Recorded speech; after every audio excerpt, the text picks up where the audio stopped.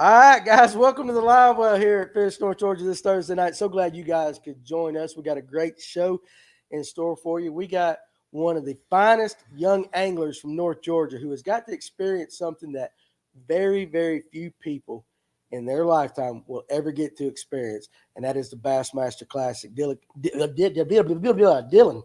I messed up. See, I messed it up to start off with right there. So, Dylan, put that camera on him, Mr. Beautiful, right there. Smile for us now. Come on, smile. There you go. So we got Dylan Akins on tonight. We're going to talk about that experience. And of course, we'll always talk about what's going on our local waters. You guys bring your comments, your questions. And also, if you're watching the NFL draft tonight, you guys in the comment section, keep us up to date on who went where and what. That way Kevin will be happy. Exactly. 23rd pick, Green Bay Packers. Green Bay Packers. 23rd. Is there an echo in here or what? They ain't gonna get nobody good at 23. You don't think? We've got a good team. We'll find somebody, I'm sure. I believe you. All right, so let's go ahead and take care of some business, and then we'll get right into the talk. So as always, we start with our buddies over at Sonar Pros. Trent and the gang, 770-530-4505, the official sonar installer of the live well, off Highway 369. If you were watching the Elites today, there's probably no telling how many of those boats that Trent did. I know there was quite a few in there. And if you want it done right and you want it done the first time, take it where the pros go, and that is Sonar Pros. We appreciate them. And then we got our buddy Kevin Underwood with Lipsticker Fishing, 678-459-8419. Kevin at lipstickerfishing.com, patreon.com/lipstickerfishing. And you can watch his live lessons from Lake Lanier on the water in real time. And hey, listen, when you do it live, you can't hide nothing. So you get the juice, you get what doesn't work. And so kudos to him for doing it live. But go book a trip with him too, Megalodon Bass. And then we got the best rod sleeve on the market. That is the Evolve Fishing Rod Sleeve. Made in Texas, totally American made. They're the best rod sleeve, bar none. If you're going to spend all this money on these expensive rods, you might as well get the best in the business, and that is Evolve Fishing. We got them here at Fish North Georgia. Check them out. And, of course, with all the expensive baits we use, you're going to get them hung from time to time, and you might as well have one of these in your boat, and that's the Money Saver Lure Retriever. By far the best plug knocker on the market. This thing shoots through the water like a torpedo. I'm telling you, I've never seen anything like it. You got to have one, and if you want the best and you want to get it back, that's the Money Saver Lure Retriever. If you're on Lake Allatoona and you want to fish with a legend, you need to book a trip with Bill Payne with Bill Payne Guide Service, 706-280-2305. The guy is a legend. Lake Allatoona, if you want to know anything about that, listen, Bill was probably fishing Allatoona before it became Allatoona.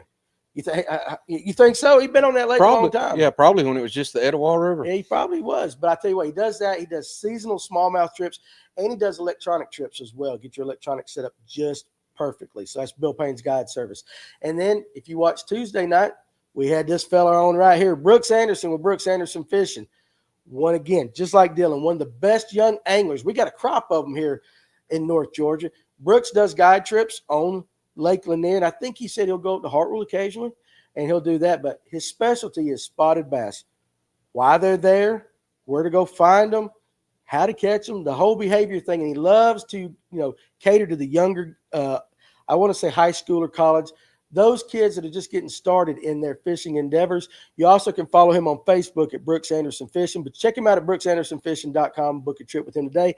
And then we got our buddies, Fishers of Hope. All right, this is a great organization that everybody that watches this show needs to support, help out with. Their mission to glorify God, be servants of his word, and to bring those in need to peace and hope that only he can bring. They throw bass tournaments when there is a cause. If it's a good cause, they go raise some money. Hey, we all like to fish. If you're going to fish and you want to help out, you can do it at the same time. Check them out on Facebook, Fishers of Hope, or if you want to contact them, fishersofhopeministry@gmail.com. And again, if you got a business, big or small, we take them all, and you want to advertise right here on the live well and put your name and your brand in front of some of the most loyal, I'm going to call them fans.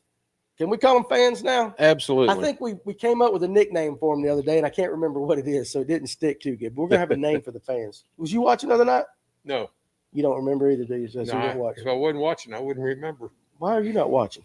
I don't know what I was doing. Oh, good Lord, Kevin. But anyway, listen. I'm old. You are old. But right here on the live, what I'm telling you, the cool thing about it is, and the guys that they sponsor us right now, they get results. We can show a pattern of people watching this show and our suggestions and all that. it will turn into some business for you. So again, if you want to be a part of the best podcast in North Georgia, we'll just say in the United States. I don't care if there's bigger ones. We got the best one. Ain't that right, Tim? Absolutely. We got the most normal one. Yeah. We got the most common guy one right there. But if you want to put your product in front of the right people, I don't know if I'd say normal. we're not normal, but Yeah, we're okay. common. Is that better? You can say that. All right. So, hey, listen, I want to give a special shout out to my buddy Jeff from local down in Atlanta. Apparently, a couple of buddies of mine walked in there and had a Fish North Georgia hat on. And Jeff is a bartender at this place, and he recognized him. He likes me. I can't repeat exactly what he said in the text message that I got, but Jeff, I want to say thank you. And if you're going to give anybody 3 shots on my behalf, wait till I come down there. You owe me and Tim a couple. Didn't That he sound say good? mighty fine or something like that? No, there was some colorful language in there. Yeah, but they start with those letters. Oh, mighty fine. Mighty fine, yeah. It was. You Yeah, guys what are put you 2 and 2 mighty together. fine guys doing in here, I think? I think the word crazy I too may was be in old, there. but not that old. I can keep up with it. I like how you do that right there. So anyway, Jeff, I appreciate you watching, buddy, and I hope you the guys down there don't give you a hard time tonight. And just got to keep your eye on them. So let's see who's in the comments section tonight before we get started. Tony Cullum. There you go. Eddie Hudson, Brian Justice, David Weaver, Yards here, Brian Hinkle. Oh, Lord, the boss is watching tonight. Hashtag Hinkle Marine hat. Hey, listen, Brian, for a nominal fee, I'll wear one on every live well episode. We will put your name out there in front of everybody just for a nominal fee. Nominal fee right there. Ron Swinford, Silver Punk, Coleman Jones, Alex Purrs, Doug Phillips. I think I got everybody. Oh, Juliet Isabella Fountain. Is that your Co-worker. Oh, that's what your girlfriend. All right, co-worker. She has a question. Dylan, where's my child support? Yeah, idiot. Hey, listen. It's in the mail. Listen, you know what? This is what I get for sending the link to my coworkers. Listen, that is not what I had on my bingo card for today. Dylan needs some child support money. That's sent out funny. there. So we'll start right there on Tony Collins right there. Dylan, congrats on making it to the Classic. What an incredible dream come true. And so for those of you that don't know, and if you don't, I don't know what planet you're living on, the Bassmaster Classic is the Super Bowl of competitive fishing. It does not get any higher than that stage. And this young man, I'm going to let him explain how he got there, but he got to live the dream of fishing it this year. And so we're going to talk about that some. And again, too, we'll get into your fishing questions as well. So you guys keep them. But this is something that we all think about. I mean, I was sitting there watching the elites today on Lake Hartwell, and I'm thinking, like, we're seeing a meal and names that we know from our area and all that. I'm just thinking how cool it is that they're on just that stage.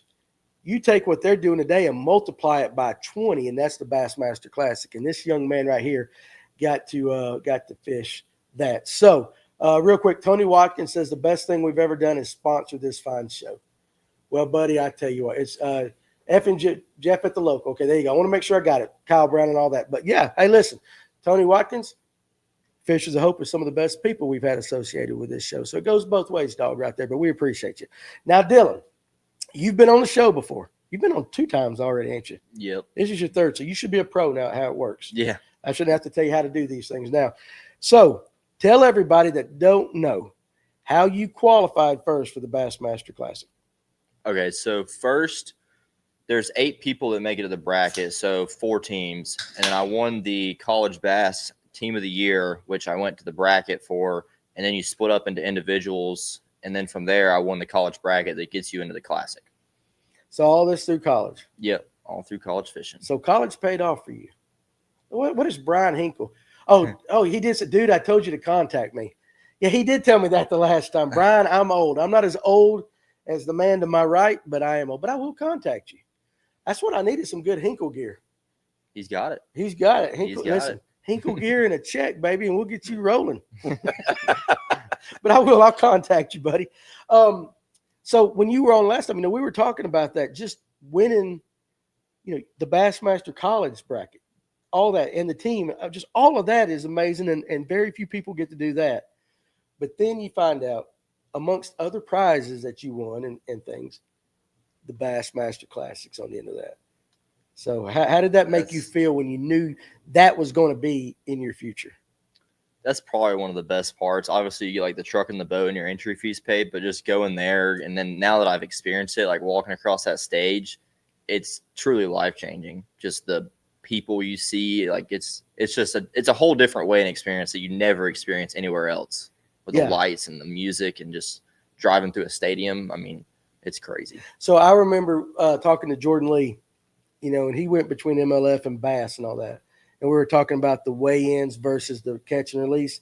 And he said there's just something about, and he was mentioning the Classic, pulling into that arena with all the people there cheering you on and weighing your fish in there, that it's just cannot be beat on anything else in fishing. That's just the top of the mountain right there. Yeah, it's like a crazy adrenaline rush because the way it works is you have like a black curtain. So you're like sitting behind the curtain, the person before you goes, then they come out, curtain closes, and then it opens back up, and you just go straight into the stadium with like the walkout song you get to choose, and there's just people screaming everywhere, kids sticking their hands out for high fives. I mean, it's awesome.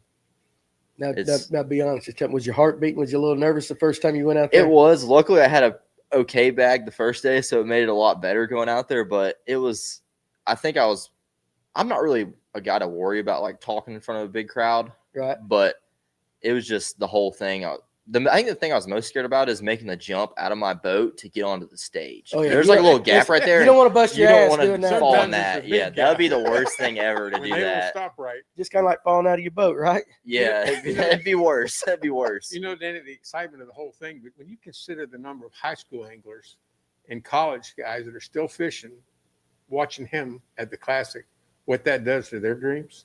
For sure. Because they're like, if that ugly kid can do it, I mean, if we're out there, we know we're never going to go. Never going to go. These kids, there's somebody they can chase, somebody they can look up to. Yeah, so you're like an inspiration. Hopefully so. Like an inspiration. You are. Now, of course, we're just talking right now, honestly, and we're being playful, not talking about the weigh-in. We haven't even talked about what's leading up to the event. Now, you get out there, and I'm sure you went out there and practiced some and all that. And that's one thing. But the first day you show up, what do y'all have, a meeting? So there's like 3 days of pre-practice is what they call it. So I think I got there on like a Friday, Saturday, Sunday, and I think like Monday or something like that. You have 3 days of practice where you're just on your own, like nothing related. You just be out there at a certain time on the water, be off the water by a certain time. So you got those, and then you have a transition day where not everybody does this, but I kind of took it like, because it's an hour away from the weigh-in venue, the lake is. Yeah. So I was staying at a house by the lake, and then I transitioned to the hotel. They had us up in a super sweet, nice hotel with like the boatyard thing that everybody hears about. It's just a big parking lot where like everybody's parked beside each other. It's super cool coming from me because I don't just see these guys every day. So we transitioned there on Monday, and that's pretty much all you do that day. And then everybody kind of hangs out, gets set up. And then Tuesday is, let's see, what do I do on Tuesday? Tuesday you have your meeting. So pretty much wake up, go to like your little walkthrough, get like all your cool, like I got a little trophy, like 2024 or 25 Bassmaster Classic, whatever. And then you have like your meeting, going through all the rules and the schedule of everything. And then after that, the next day you go and you have an official practice day. So it was supposed to be like a practice takeoff, but like everybody saw the winds were just insane. Yeah. So they just let us go kind of free for all, had to be on the water and off at a certain time. And then that same day, we get off at like 3-ish, I think. And then you go to the Champions Night, which is basically like a dinner. You take like your significant other or whoever you want to bring with you. You eat. They go through like century belts and all the Angler of the Year speeches and stuff like that. So that's really cool. It's like everybody gets to dress up, have a good time. And then after that, you have another off day where you have media day. And then that's pretty much the whole day. And then after that, you start the tournament day. So it's about 3 off days in between. Well, so Collins, the fact that they call me Collins is watching this tonight is pretty cool because he honestly, he's asleep by 6 o'clock in the evenings. He don't stay up late. So he even stayed up to listen to you. Young man living the dream. So, all right, now you do all that. But the first time you all get together as a group, and I may have asked you this on the last one, but when you start seeing the names, the guys, and it's one thing to watch them from a distance, but now you're in the same room with them, and you name it. I don't know who's your favorite or whatever, but like, who did you notice like the first time, like that guy caught my, like that's so and so, and that's this guy. I think believe it or not, the first day of practice, the first guy I saw was Easton Fothergill because of course he was at the ramp the earliest, and right, pays off. But I feel like the one that's the most like noticeable is like when you see guys like Milliken and some of them you see a lot. Yeah. You're like, dang, he's just in person. It's completely different. He's still just as big in person as he looks on the Is screen. he a big dude? He's a tall dude. I mean, he needs a haircut though. yeah, probably, but I'm not gonna be the one to tell him that. No, listen, you can pass the message on for me. Yeah. No, he's a big dude. Did they have like legends there, guys from the past, previous winners and all that? Yeah, they'd be like, so there was a bunch of them at the Champions Toast, which is where you go like after people won. Like you'll see like Van Dam, then a lot of those guys are at the expo. So you see like a bunch of them walking through the hotel and stuff, but not directly in contact with them the whole time, if that makes sense. But there's like all kinds of like everybody almost in the whole fishing industry is just walking around on the street. Yeah, the whole sure. week. Yeah. Now, you didn't get snubbed by nobody because you're the rookie kind of guy. No, they were all super nice. That's cool. Yeah. I can't think of any instance where any of them that's weren't good, nice, though. really. I mean, it was a lot of them, like a couple of them handed me some stuff that I needed for rigging and too that I didn't have. So like, I get all of it for free. Here you go. Here's some things. So they're all really cool. Who was the nicest angler you met while you were there? Probably Rob G. He's a good dude. I talked to him a lot, and then I kind of knew Logan Parks a little bit before just from fishing his tournament, but he's really nice as well. Okay. And did you go in there like just, I want to meet this one guy and that you got to meet? Kind of. Yeah. I kind of met so many that I was like blown away. Yeah, I bet. There's a lot of really funny ones that I wasn't expecting. Who's funny? Kyle Patrick's really funny. Yeah. Everybody sees it on social media. And then one of the other really funny ones is Jacob Porosnik. Really? He's hilarious. Is he really? Yeah, he's pretty funny. So all in all, before we even get into the tournament, just rank it. 10 being the highest, 1 being the lowest. Just going up to the tournament. Total 10 across the board. Oh, yeah. I mean, compared to everything else I fished. Yeah. Besides, I mean, the bracket was really cool and super fun because you get to go to that, I guess, technically. Yeah. But it's a really fun week. It's one of the funnest weeks I've had, like tournament fishing wise. Even though I didn't do like as great as I wanted to, it's just the whole experience of it all. There's a reason everybody's like, when you make one, you don't want to stop till you make another. Yeah. No, who cares where you finished? I mean, we'd all like to win it, but the fact is, oh yeah. I mean, how many anglers are there, Tim, you reckon, in the United States that fish tournaments? I mean, we got to be in the millions. Oh, at least. Easily, yeah. Okay, and there's how many that fish the elites? 100, just a little over 100? Probably 120. 120, just say 120 at that, and then you get, the college guy and all that. But you take that and put in a percentage. That's such a minute, part of the population to get to experience what you got to experience. Yeah. I think I calculated it up one day, just like out of just college anglers. Yeah. I was pretty blown away. What did you come up with? Do you remember? I don't even remember, but it's around 1% or less. Yeah, I would say that. So, I mean, the fact that you get to do this, number one, it's cool. Number two, it's cool that we know him. This is why we make friends here on the live well with these younger anglers. Yep. That's why we know all of you guys, and we're going to try to stay on your good side. Let me see if anybody's got any questions for you. Andy Anderson says, listen, Andy, this is Brooks. He's just a sweet man no matter what. I don't know that I've ever even heard him say a negative word, if he could even say a negative word. He's just a super nice guy. And he always has Chick-fil-A. Oh, every single weigh-in I've ever fished, he has something to eat afterwards. Yeah. Remember, he brought us a sandwich at the TAA. Yeah. Yep. He did. Oh, no, the Toys for Tots. Toys for Tots. Yeah, he did. took care of us at Toys for Tots. He did. Great guy. Dylan's a great representative for college fishing and a good role model for high school anglers. Keep it up. If y'all had heard him talking before the show, you wouldn't think that. No, I'm just kidding. No, he is. And he is. He's a very fine young man, the way he carries himself. Now, his dad's right behind us, so I imagine he had a little bit to do with it as well. So good job, Dad, back there. We got to give you some credit. Because I know it was you that had to put in all the hard work before he got good. Cam Ward goes number 1 to the Titans. Kind of figured that one. Yep. Crankin' and Yankin says Milliken needs more than a haircut. But listen, well, he's a big dude. And now, so they're talking some draft stuff in there. So what happens before the show stays before the show. That is very true. Collins, you've been up here. What happens after the show stays after the show. All right, let's get to the morning of.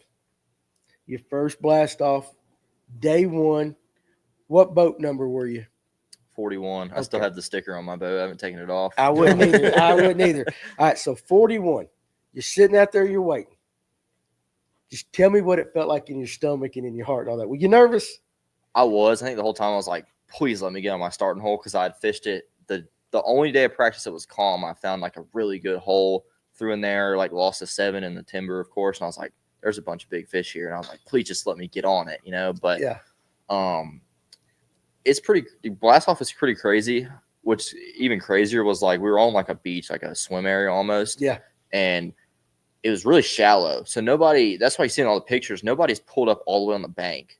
And, of course, I was like they try to get you as close as possible, check your lights and live well and all that. I pulled up there, and instead of like going out single file the first day, everybody started backing up. I got caught in a trap. I actually got stuck on the bottom. So I started like spazzing out, and I'm like, there's two ways this can go. I can either just kind of keep on easing out and hopefully just slide off of it, or I'm going to have to trim her up and let her eat, and I don't want to look like an idiot right now. So luckily I got off of that, though, and was able to blast off, but I got back later the way in. A bunch of the older guys was like, yeah, a little stuck this morning, huh? Oh, so they don't miss it. Yeah, they did not miss it, and I was like, oh, boy. Yeah, I can imagine, they're like, they see it, they're like, we'll put that in the memory bank. Yeah. I was like, please don't embarrass yourself right now. But luckily I got out and all was good. So that's good. So just kind of tell us a little bit about day one. Tell everybody that doesn't know, what the lake it was you were fishing, the kind of the conditions and what you were trying to do. So it was Lake Ray Roberts, and the conditions were like in practice. Everybody saw that video of like Trey McKinney putting his bow on the trailer where it's just, he's like sideways, he's crashing over the back deck. That was pretty much the whole practice, just rough as crap, and there's trees everywhere. So it's super hard to navigate that place. That's probably not so much fishing-wise, but navigation-wise was one of the biggest things that I took for granted on that place. When I went in pre-practice, I probably should have idled 50 to 100 trails for me to get to places instead of fishing as much, because I think that was the one decipher to where I was fishing everywhere I could get to easily. And a lot of these older guys that had either been there or they had trails, they were just running around the whole lake, and it would take me twice as long to break down an area. Yeah. So I think that was one of the biggest things like I struggled with, because I was fishing like 7, 8 pockets that were on that section where there's not a lot of trees. And I had a couple of good ones, but there was a ton that were a lot better, like up in the trees that I couldn't get to. Right. So that was the hardest part. And even those that I was fishing, like you're just bumping into trees left and right. There's no way around it. Yeah. There's little sections that don't have trees, but like it's pretty much all trees. What were you actually throwing? I was throwing a big worm, a drop shot, and then a Demiki. A Demiki. Yep. So you were scoping in the trees and stuff? A little bit, yeah. Kinda? It's not easy to scope there. It was more like structure scoping, is what I call it. So where you see structure and you like pull the bass out of it, because I couldn't really directly correlate what was bass and what wasn't. It was probably really thick, right? Yeah, there's the timber is so thick in some areas you can't correlate, and then in some areas it's like there's just a lot of trash fish. Yeah. But also, like what I've learned fishing a lot of these other lakes, like especially TVA and stuff like that, when you have structure, there's most of the time going to be a bass on it, which this place was a little different because there's structure everywhere. But like TVA, you go down a bank or whatever, let's say there's a stump, there's like almost 9 times out of 10 a bass on it. Yeah. So that's kind of more so what I was doing, was like just fishing the structure, trying to pull fish out of it that were bass. But it was really difficult. It's not a numbers lake. It's one of those lakes where you catch one, it's going to be a good one. Yeah. So that was the most difficult part for me, I guess, probably, was trying to get – the first day I had an okay day. I had 4 fish for like almost 15 pounds. Right. But it was just the whole time I was there, it was just getting – a bunch of bites was the issue. Yeah. How long did it take once you got to your first stop and you got your rod in your hand, for the nerves to kind of settle down and you get into your focus area? I caught one really quick the first stop I made, so I was like super fired up. I was like, man, I'm on the board with like a good fish. I still have all these spots left to fish. I haven't even got to the other side of the lake where my best holes were. And then slowly from there, I kind of just started struggling a little bit. But once I caught that first fish, the nerves were pretty much gone. So now that it's was just good. Business at that Yeah. point. Oh, yeah. Ron Swinford wants to know. He said, I know you mentioned how much timber there was in Ray Roberts, but did you find any patches of grass there? Not fishable. There was some like up on the bank a little bit where maybe you're going to get close to the water, but I found no good grass. I know Lee Livesey was fishing that, and I think some of the Johnson brothers, but they were way up in somewhere that I never even got close to, just because I wasn't comfortable running it. And so no, I never found any grass. So when you talk about grass there, we're talking about kind of like Gunnersville? kind of grass, or is it different? No, that time of year it's more like submerged. I don't Okay. even know if it was hydrilla or just like eelgrass or milfoil or what, but I know it was just some kind of grass. And when you have a lake like that, that's all timber, and you get like one section of grass, I almost have no choice to live in there because there's not much else to go to besides timber. Yeah. And everybody's like, "Oh, that looks so good. There's timber everywhere." That's not how it works. Yeah. You got to have something else with the timber. So that's a lot. Like people miss that kind of thing because it's almost like you go to a grass lake and you need wood or something else or rocks around the grass to hold fish because there's grass everywhere. It's almost like they're used to it. Yeah. It's almost like rocks on Lanier, you know, Right. or something like that. So what is that extra ingredient you were looking for? Mine was rock piles. Rock piles in and between timber. it'd be like trees everywhere, and then like say in the middle of the pocket or like along the bank there'd be like a rock vein or just a big rock pile just there for some reason, a little drop off or channel swing or something. Yeah. I just didn't have enough of them. Oh, I got you. Fred Ashcraft says right there. There you go, right there. Lee let the pink color big and large out of the bag. Great classic. So let me ask you this: the colors in that lake, since he mentioned the color pink, you're throwing a drop shot and a worm and all that. Being in Texas, I know it's probably different colors in here on Lanier and all that. So what kind of color schemes were you going back and forth with? In practice, I was just throwing plain old green pumpkin. Can't go wrong. I mean, with it was just the basic. Yeah. I was catching them pretty good. But like in terms of that, red bug's really popular. Like you can see Easton Fothergill, he won the whole thing on the Strike King red bug finesse worm, which is like that's just a Texas staple. You know, I learned that at Rayburn when I went there for open. But other than that, I mean, they're gonna bite green pumpkin about everywhere you go. But some reason those bass out there, especially those giants, they love red bug. Now the pink thing, I don't really know much about that. I didn't even have anywhere remotely like close to, I would say like fishable with a chatterbait, unless I just want to get hung up in a tree every cast. Yeah. But that one's just a different story, I guess. Oh, it is for sure. Adam Mathis wants to know who is the most intimidating angler you got to meet there, and even intimidating in a good way, mean, like that. His aura. Probably Lee Livesey. He's a pretty Really? big old dude too.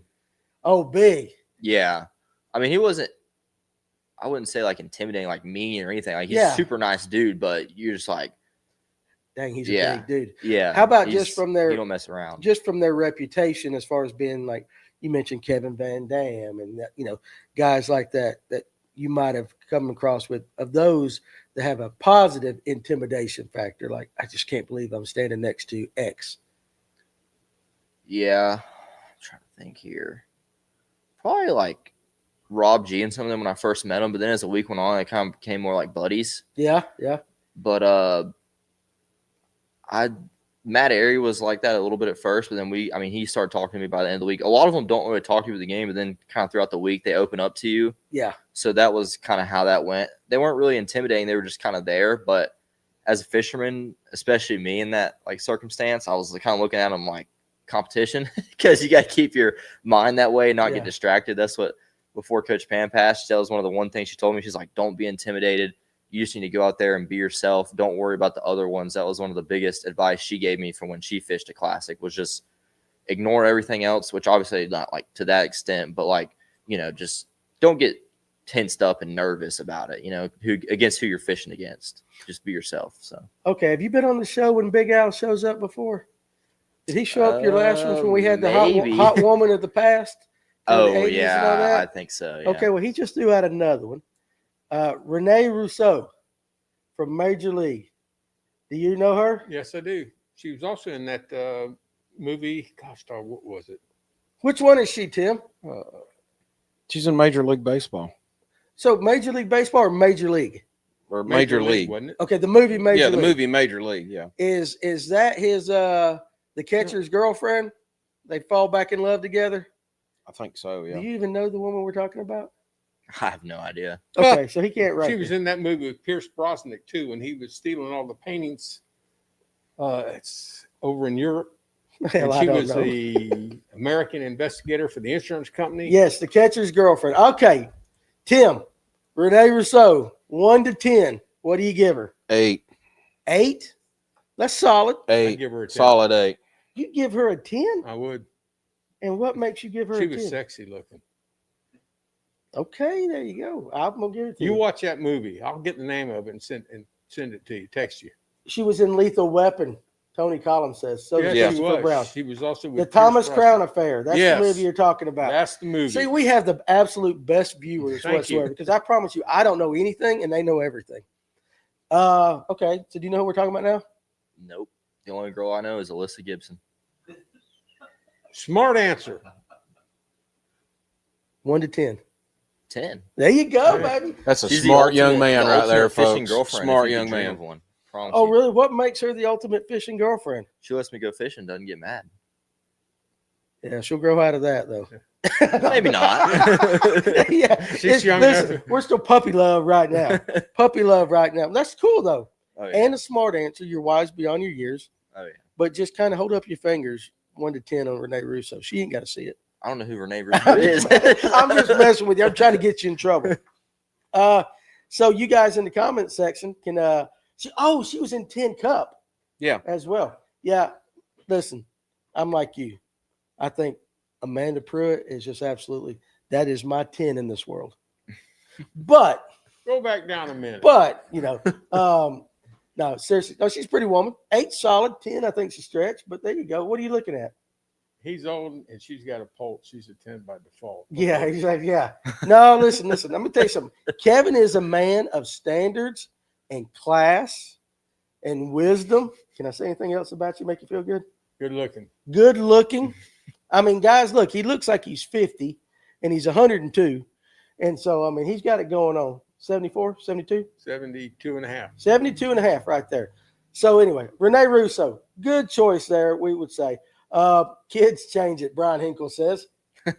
Was that her texting you? Good answer? No. Huh? Listen, my wife, if she's watching Ring right there. changes.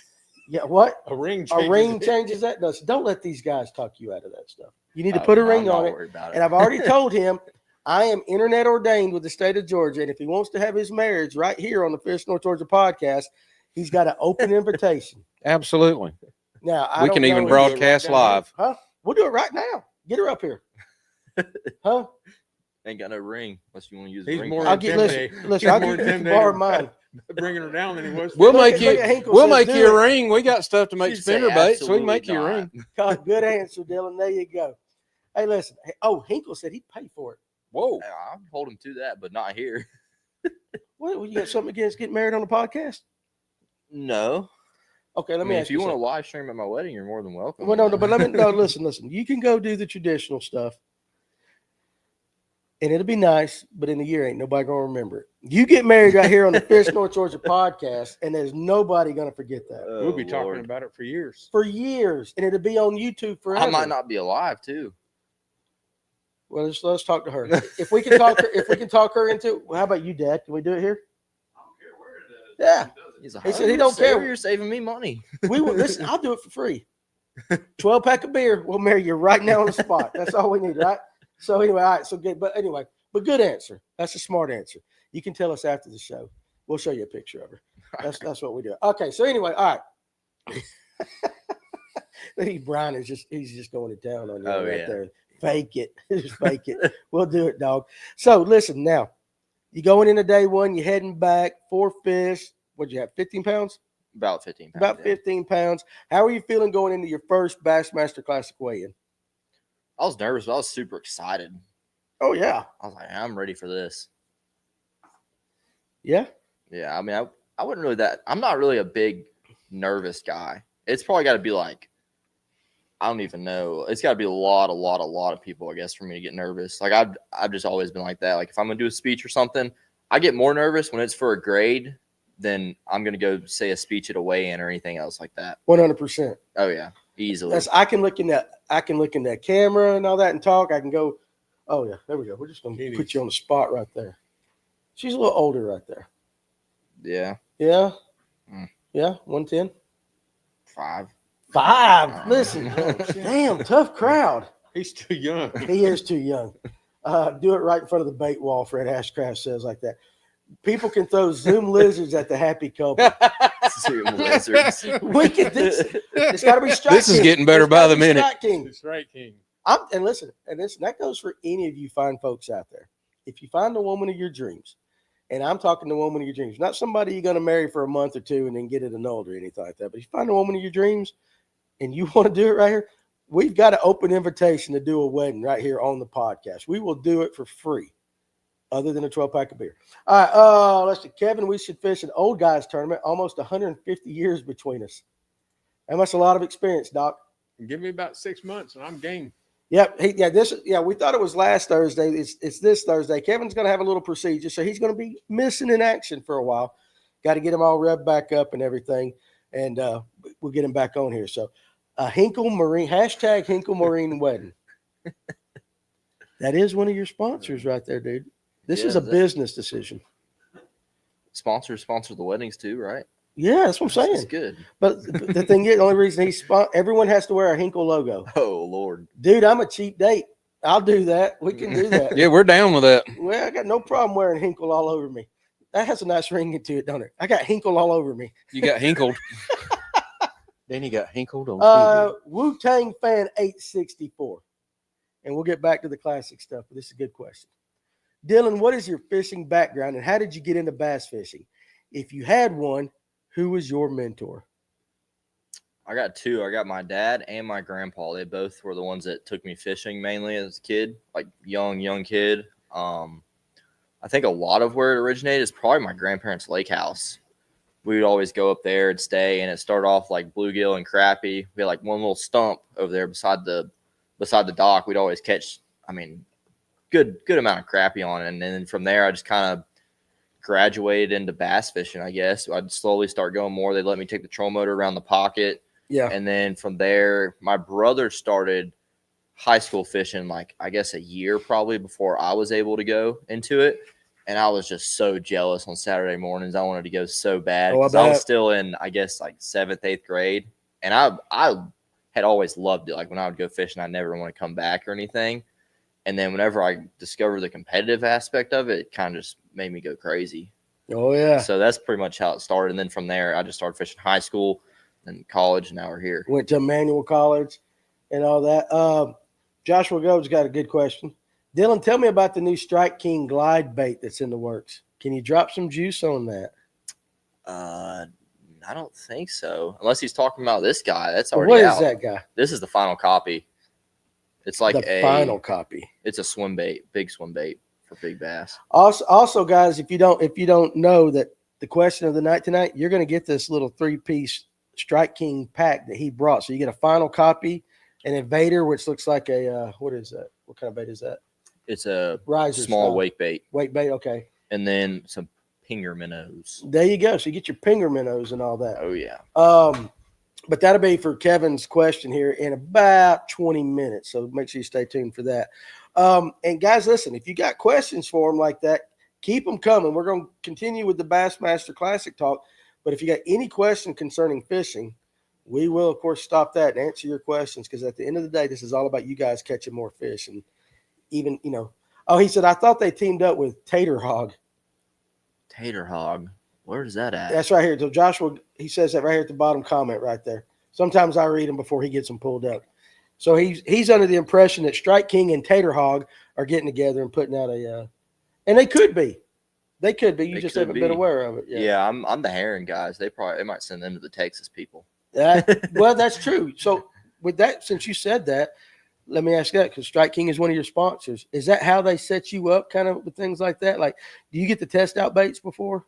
Yeah. At the market? Oh, yeah. Did they send you a lot of the herring style baits because of where you live and everything? I mean, they send them to everybody, but like normally that's what I'm going to request because I feel more comfortable with like, hey, I can make really good content with this. Like, for example, this one, at the end of February, I had a video on my Instagram of that where I caught a 6-pound spot on it. They just spotted bass like those big baits that time of year when the gizzard shad start getting up on the bank. And then obviously the evader, everybody knows they smoke those things too. So it's a lot easier when you have stuff like that. But really spotted bass, they kind of almost eat everything this time of year. They do. They're so hungry. They do. I'm serious. He says, no, the North Carolina boys right there. So no NC boys. That comment threw me off right there. So real quick, before we get any further in the show, and I forget to ask you, where can people follow you on social media? I want to make sure they can get that out. Yeah, so Instagram's Dylan Akins Fishing, TikTok's Dylan Akins Fishing, YouTube. I haven't posted a ton on YouTube yet, but it's Dylan Akins Fishing, and then my Facebook's just my name because you don't really have like usernames on Facebook. So yeah, I know. Yeah. I know. I wish, honestly, when it comes to YouTube, I wish everybody had to put their real name.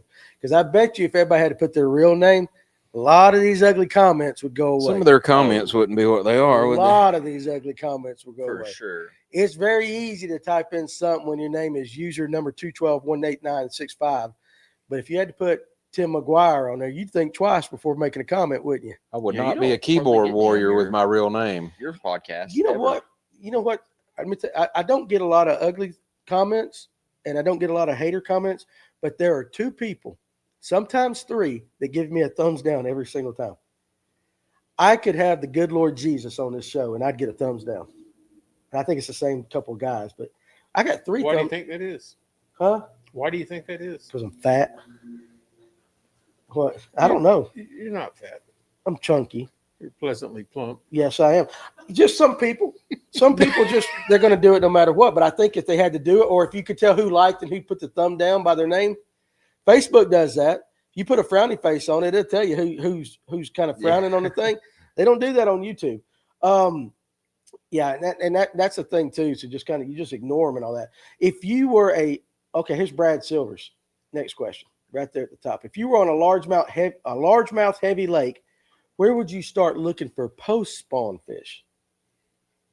So that kind of depends where I'm at.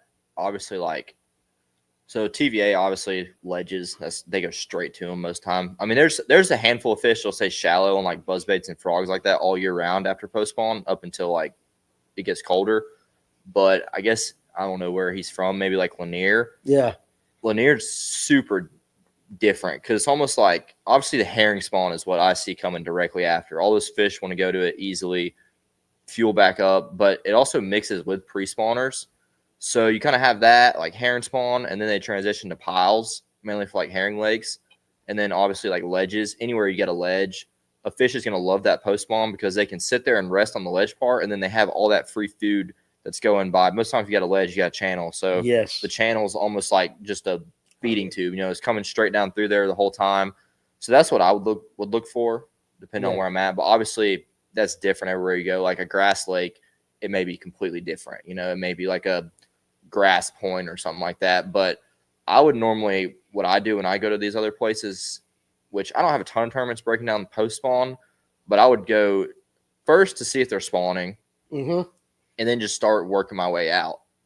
Because say you're on like a TVA lake or something, not the main river channel ledge is not where they're going to go to first. It's almost going to be like a secondary ledge. So say you go in a creek and then there's a ledge in the creek or something like that. Yeah. I want to call it like secondary stuff, almost like what they would be pre-spawn, but sometimes it's a little different. They really like to be near deep water from what I can tell post spawn. A lot of fish do. How long is it after the spawn do they really start feeding heavy again? Because there is a little bit of a funk. Yeah. Some places they feed heavy like right after, it just depends. But Lanier is like 2 or 3 weeks. But then whenever they're done, I mean, it's madness. When they first get out, that's any offshore place. Yes. When they first get there, it is the best time of year to fish it. It's just insane. I got you. Let's see. In the comment, you got any click's a good click. Haters gonna hate. Listen, guys, I'll be honest. I don't give two shits about them. I mean, it's like that. All we care about is who shows up and who enjoys the show. So, Right. But you're right. They are watching. And we've noticed, Tim, some copy, don't they? They do. They do. So that makes us feel And good. even if you're a hater watching, you're still a fan. You're a fan. That's right. You can't get enough of old Dan here. No, I'm just I'm kidding. I'm glad my wife is not watching because there'll be a comment right there. Yeah. Let's see. How cool was it to be on stage with Dave Mercer? Now, Dave, cool. Listen, Dave and I are kind of built the same. He's a little taller than I am, but we are. He's healthy. He's Dave's way bigger than you are. He is. I didn't want to say that. He might watch this someday. But Dave, I love your work. I do that. But seriously, you on stage with Dave Mercer. How was it? It was cool. He didn't roast me for falling in the water, so that was good. Oh, did you think he might say something about that? I fully expected the first time, like on the screen, that would be what was on there, and I was fully expecting a nickname. He did like clip it in one of his like preview video things. He's like, our new college anglers coming into the classic with a splash or something. Yeah. So I was expecting him to say something about it, but he didn't. He was cool, and it was good. Yeah, no, but you know what? If I was doing that, I would have. Yeah. You know me. They would have seen you go in the water. Mhm. Hog wild fish and low tolerance for stupidity. Mostly, I just like to make jokes and give congratulations or encouragement. And that's the way you should be. That's the way it should be. Wu-Tang Fan 864. And you should get some FNGO carpet logos on some of these Hartwell Classics. We know you know some people. Remind me to do that when I get back from the Bahamas. Yeah, we need some of them. I'll put one on my boat. Would you? Yeah. Would you put one? You might have a spot. You got a Strike King one on yours, don't you? It depends where you want or how big. How big? How big of a carpet decal can I get on your boat? Under his feet at the console. How much will it cost? It'd be on the back deck. How much will it cost me? Yeah, I know there's a fee. There's a fee. Depends. Okay, we'll talk We can talk about that. it later. We'll talk about that later. Listen, ain't nothing in this world free. No. I know how it works right there. Okay, so you come back day one, you're in the way, and guys, again, keep your questions coming for Dylan. And I'm serious. Like, if you got a really specific fish question, like you want to know what's going on and how to do something, we got him here for that as well. So I'll put one on my boat. It's empty right now. Hey, Jim, all right there. I guess that's what we need to do, get some carpet decals made. Maybe some, yeah. Should I put my face on it? No. They're going to be stepping on it all day. I was just thinking, it might be funny. It would be funny.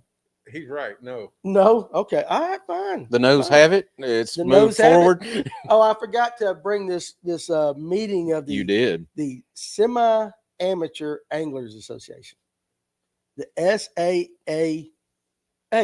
Right. We're semi-amateur anglers here. Say. Oh, Say. say it fast. Say. No, just say. Just say. I call this meeting to order. So, do you realize you're a guest on the Semi-Amateur Anglers Association? I do now. You do now. Say. SAA. Say. It's got 3 A's, though. It'd be like, say. Short A's. Sway. Sway. Kyle Brown. Any experience on the Coosa River, specifically Lay Lake? Not Lay Lake. What else does the Coosa connect to? Rome. That's about It starts. It starts in Rome. It starts in Starts Rome. in I It mean, it's connects spotted there. bass. It is spots. I know yes. it's got some brush piles and some. But I guess river it fish. goes into Weiss, Yeah. don't it?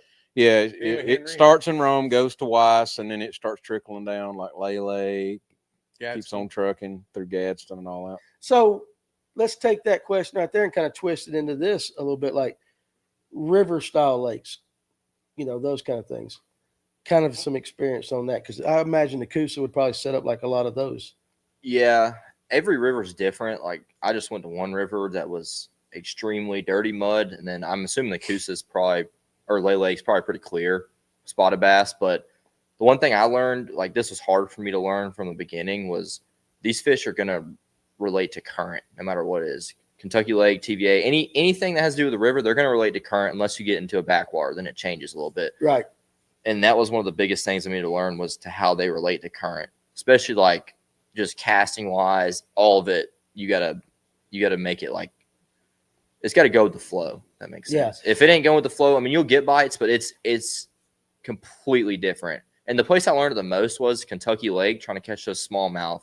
They'll set up on those current breaks and stumps, and if you don't drift your bait, like a bait coming down the river, they won't even think about swimming over there to eat it.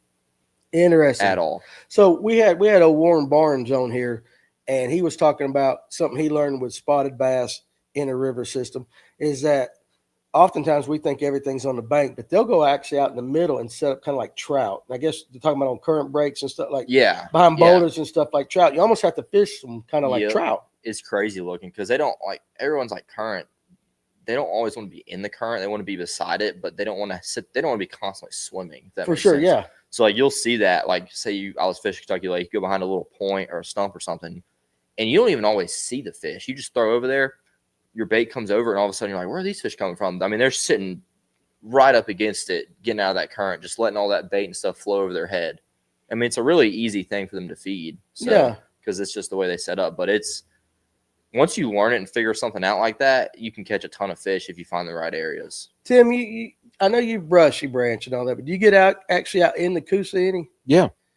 Is it setting up kind of like what he's saying? Very similar. A lot of those Coosa River spots, they're not like impoundment spots. I mean, they're going to get in current breaks. If there's a big rock or brush pile protruding out, they're going to sit right in wherever the current, or if you can find an eddy where it's swirling a little bit. It's like trout fishing. Yeah. But It for really is. spots. Yeah, and they act, and they'll set up in places where you would think largemouth are, but there's a big old fat Coosa spot laid up in there. Makes sense right there. Joshua wants to know what is different from the final copy and the mag draft. It's a little bit heavier probably, and I think it has a better tail action because sometimes a mag draft, say you reel it like you want to slow it down per se, and it'll just like go like this and the tail won't move. But I've noticed with this one, I can slow it down a lot more, and the tail's still going to kick. Still got I guess action. It's just to it. it's got a little bit more flexibility in the plastic, if that makes sense. I got you, Joshua. If you get the question of the night correct, you'll get this one right there. We find out. James Archer, appreciate you joining us tonight right here. With this spawn, would you fish the north end or the south end of Lanier? Would that change if you were looking for numbers versus size? I'm assuming herring spawn or actual bass spawn. I think he might be talking about bass spawn. Okay, so normally, like any lake I go to, I kind of target the south end first because that's where it's going to be the warmest most time. But Lanier can be a little different because I feel like the dirtier water on the north end warms quicker. Right. So normally early in the year, I'll start up and then work my way down. I'm sorry. Right there, couple comments down, he said shad herring spawn. Oh, okay. Okay, yeah, so let's transition over to that. I feel like it's probably about the same way with that because the warmer the water is, that's probably where they're going to spawn first. But shad spawns can be like all over the place. Like I went to a lake, Tom Bigby River, 3 weeks ago. Day one, it's a 41-degree night. Pull up on a seawall. They're spawning everywhere. I'm like, no way the shad are spawning. It was just this cold. And I'm like, yeah. Oh, boy, it gets warm tonight. I'm going to show up tomorrow, and it's going to be game on. Go there tomorrow after a warm 70-degree night, nothing. I'm like, what? Yeah. So that really confused me, but what he's talking about, I mean, sometimes it happens all over the lake. Sometimes it's areas. Sometimes these shad just have a mind of their own. Yeah. Honestly, is all I can tell you. I mean, there's areas they're going to go back to year after year, like blow-throughs, specific points. They love bushes if there's bushes. Riprap can be not as big a factor on Lanier, but a lot of places that's really popular. I mean, I can recall going around the 85 bridge at Hartwell in circles, catching tons back in the day.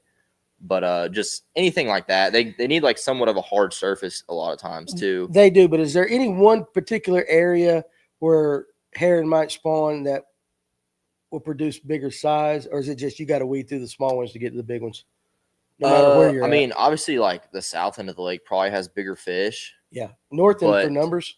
Yeah, the north end, they're a lot more aggressive up there from what I can tell. Probably more so from less pressure and a little bit better water clarity. They can't see your bait as good. Yeah. But right now, I've talked to a lot of guys. They're catching big ones mid-lake just like they are south end too. Yes. Like it is very capable on Lanier right now to win a tournament mid-lake just as much as it is on the south end.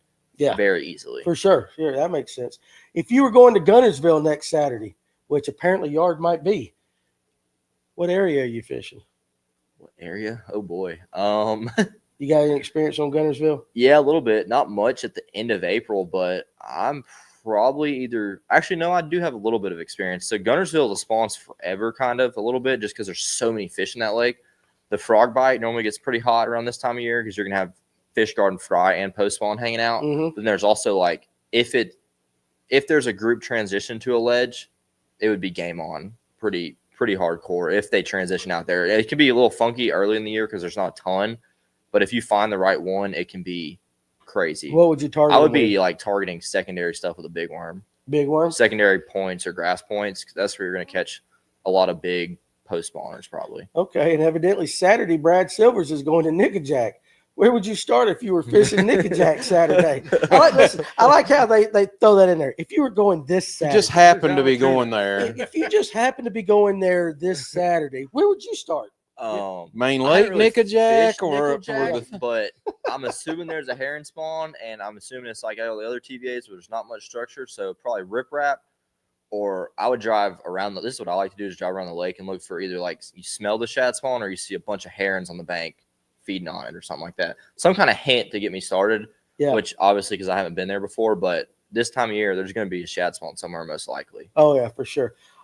Trent, that's got to be our buddy Trent Palmer, I think, right there. I would think, and if it's not, let me know. Largemouth is greater than spotted bass. Now, what do you think he's trying to tell you with that comment right there? I have no idea. I mean, Huh. I like them both. Yeah. Whatever is the biggest. I'm Okay, well, not picky. How about this? We threw this question out the other night. 10-pound largemouth, 6-pound spotted bass. You got your pick. Which one are you getting? What do you want? 10-pound largemouth because I've caught He's caught 2 a or 3 6-pound 6-pound spots. I ain't Okay, caught let's do this. 10-pounder All right, how yet. about this? Let me do this. 10-pound largemouth, 7-pound spotted bass. Now I'm making you think a little bit. Yeah. Mm-hmm. I think if it was an 8-pounder, I'd pull the trigger on the spot, but 7 probably not yet. Still gonna go with that. I still want route? that 10-pounder, man. Yeah, I know. I've been to so many lakes, and every time I'm at these lakes, it's like I'm pre-fishing, not trying to catch them, but I know I'm seeing. Like when I went to Rayburn, I know for a fact I saw 3 on live scope that were 10-pounders. I just looked at them and drove away. Really? And it's just you just pinch yourself. You're like, man, I want to catch that fish so bad, but you know, you got a tournament coming up, and that was my first time over there in Texas, and yeah, I'm gonna get one day. Hey, listen, I believe you are. Far Dog from Southeast Oklahoma. Appreciate you joining us as always. His lake has rose 12 foot so far today and just got 7 inches above the lake today in rain. They've been getting hard hit in that area with a lot of rain. That's crazy. Yeah. A lake rising 12 feet. So fishy. Glad you could join us tonight. What's the bait that Patrick Walters keeps so secretive when he is fishing herring points, and how is he rigging it? Well, hell, let's see. Not to put you on the spot or anything. I have no idea. Who's he sponsored by? But I would go throw a caffeine shad. Caffeine Shad. Mm-hmm. Especially this time of year because everybody's like super fluke, blah, blah, blah. It's going to be on the surface more. And you notice like a lot of the fish this time of year, they don't want to come all the way up to the surface because they're post-spawn and lazy. Yeah. But the caffeine shad's heavier, so it sinks further in the water column, and it can make a huge difference. I've heard lots of times people think spotted bass blowing up on top are feeding, but a lot of experienced guys say really when they hitting you on top, lots of times they're just trying to kill it and stun it so that it sinks a little bit, and then they'll get it. Oh, yeah. The bigger ones are always down under most of the time. Yeah. Henry Cowan, who fly fishes for stripers and all that, he's the one that first brought that to my attention, especially with stripers in the wintertime. When they're actually up schooling and he's throwing his fly in there, you're smiling. What are you smiling at? Andy's comment. Where's Andy? Andy? The noodling one. Okay, yeah. Pull up Michael Heritage right above Andy. Paredes. What is it?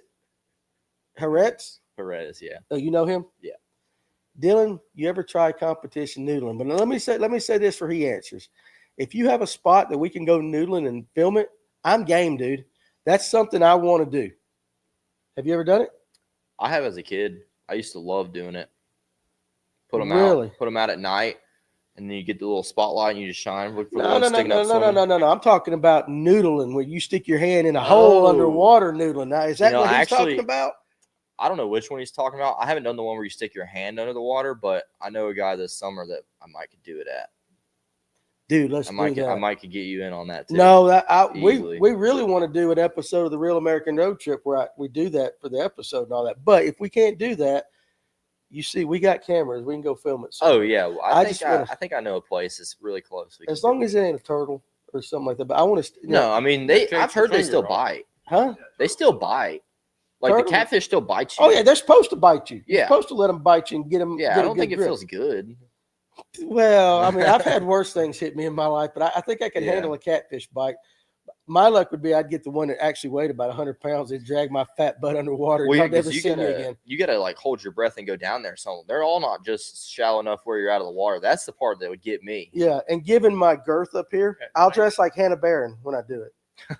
I'll put the old tube top on or the bikini top, some cutoff shorts. And nobody going to watch. Listen, you say that, it'd be like a car wreck. Everybody's going to look at least once. Remember, bad clicks are as good as good clicks. It's all clicks. Once they see it, they're going to turn off. They're going to watch something else. Well, if old Fat Cat Newton can do that thing with the nunchucks and his pants hanging down off his butt, and people watch that millions of times. They'll watch me in a bikini top noodling. You would watch it. You would watch it. All right. Anyway, hey, listen. All right. So we're going to get to We're going to get to Andy's question next. We're going to do our question of the night. Now, listen. Tim's going to have to scroll down to keep up with the answers so that you can win this Strike King package. Again, you got the final copy right here. You got, what are these? Pinger minnows. Pinger minnows. And then we got the Evader. That's the Lanier killer. This right is there. a Lake Lanier Heron Lake killer right here. So you want this. So let's do this. Andy, I want you to do it too, because we're going to have a section where he's got to watch all the answers. So if you got a question on there, get ready to retype it as soon as we do this. Now let's pull up our sponsor for this, and that is our buddies over at Serve IT. Guys, if you got a company, big or small, it doesn't matter, but you need a 100% completely managed IT service solution, Serve IT is the company for you. American-based, located right here in Kennesaw, Georgia. And I'm telling you what, I say it every time. I went into their facility, I looked at their process, and it's amazing. I think every business really ought to. If you run a business, you should go there and just go look at their process. They're customer service oriented. I'm telling you, no problem's too big, no company's too big, no company's too small.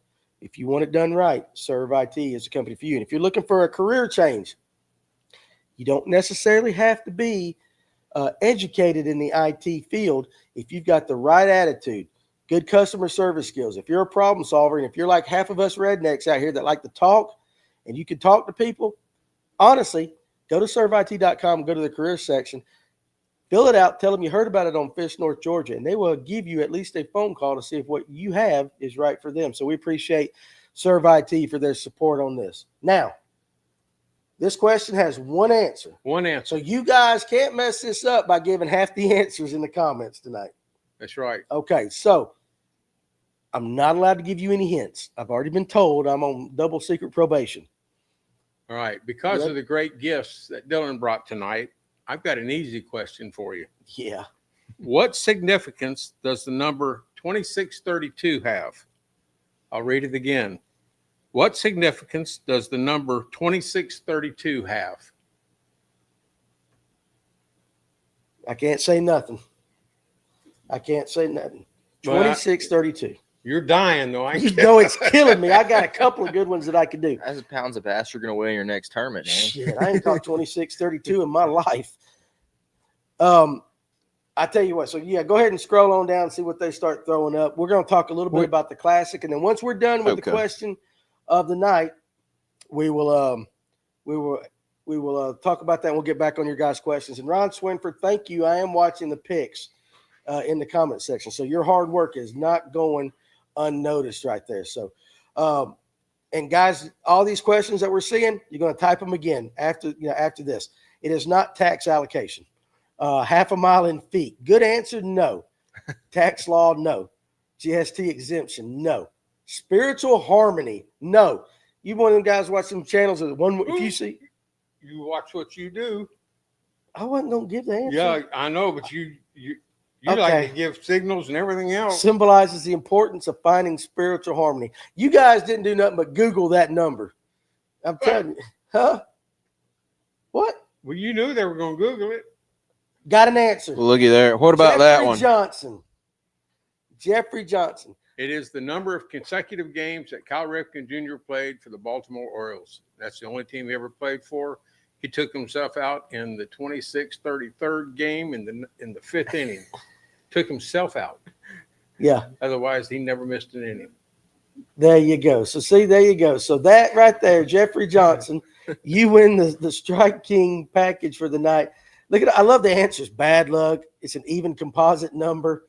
It means loyal and patient. We even got a mathematical equation here. Evidently, if you're into rocks and numbers, being spiritual or stuff, numerology and all that, 24 or 2632 is an important number. But tonight, it's the number of manifestation number. Hey, listen, I like that. Jeffrey Johnson, if you've won before, I'm sure if you have, you've given me your address, but hit me up on Facebook, send me a message and give me your number, and I will send these things out to you. And there's a couple of episodes back. I'm going to send all you guys out too. So anyway, we had a question somewhere up here. Pull up Andy. We'll start with Andy. I thought, yeah, that's where we were. We'll start with Andy. Everyone in the Akins family operates at genius level. Dylan, do you see artificial intelligence playing a role in tournament fishing? It could, but I don't know what percent of them anglers are going to know how to use artificial intelligence. I actually I was just goofing off on my computer. I made a fishing AI, Oh Lord. and I'm not even going to begin to explain the process of how you train an AI, but it can give you some answers about some stuff. It's a really easy way to scroll the internet. If you're going to a new lake, you can tell it exactly what you want to find about it. Dude, I'm telling you, you can go to Chat GPT, just ask it anything. It's amazing what that thing knows just on Chat GPT. It's like stupid scary. I bet you I could find out information on you. If I put in your name and your birth date and all that, I promise you Chat GPT can tell me It something refuses about you. to reveal personal info. Oh, well, crap. I bet it can't. But it could. But it could. Joshua, do you like blow-throughs? Yeah. Or inconspicuous shallow points during the herring spawn? What are you laughing at, Tim? I know what he's laughing at. An occasional one. I fish both. You fish both. Well, which one do you Yeah, like more? Probably the like inconspicuous ones, obviously, because that's going to be the ones that have less pressure. They're going to bite better, but they both can be good. Yeah. Like, it's kind of hard to have a like sneaky blow through, you know? It's just so obvious And now. that- everybody fishes them. yeah. I mean, they can still be really good, but everybody does fish them. The inconspicuous points, I feel like they're always going to go the blow throughs, but you probably can win more often on the inconspicuous point or catch bigger fish, most likely. Okay. In a tournament setting, you know? There you go. Good answer. Chris, 1971. All right. Were you born in 1971? Because I was born in 1972. I'm just curious. I think it was here that I heard mention using the red glass bead for worm fishing, and it has been a juice on Sandy Cooper over the last 2 weeks. I wonder if that bead sounds like crawfish claws. Sound like something. Have you ever used a bead on like a Texas rig? That's what we were talking about. It's been a long time since I've used it on a Texas rig. I'm more mainly using them on Carolina rigs, which I've heard tons. There's like 50 different ways people rig Carolina rigs. Yes, there is. But I've heard it's the clacking of it. I've heard it's to protect your knot. I've heard so many different things. Yeah. And my grandma, who's probably fished a Carolina rig more than anyone else, always told me to put 2 beads on it. So that's what I've done my whole life.